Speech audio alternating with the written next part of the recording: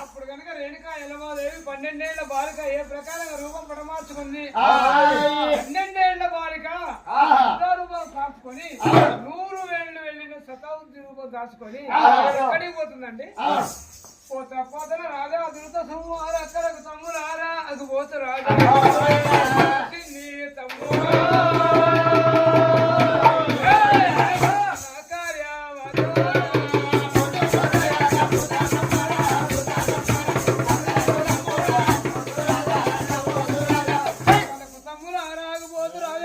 తమ్ముడా నా కార్యవాసి పోతా రాజా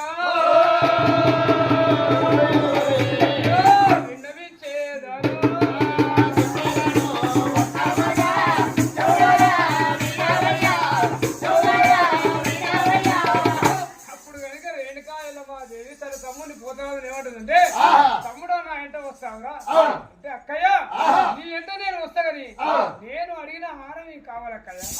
ఓ తమ్ముడా నువ్వు ఏ హారం కోరుకుంటావో కోరుకో తమ్ముడా, నీవు కోరుకున్న హారం నేను తప్పకుండా ఇస్తా అక్కయ్య.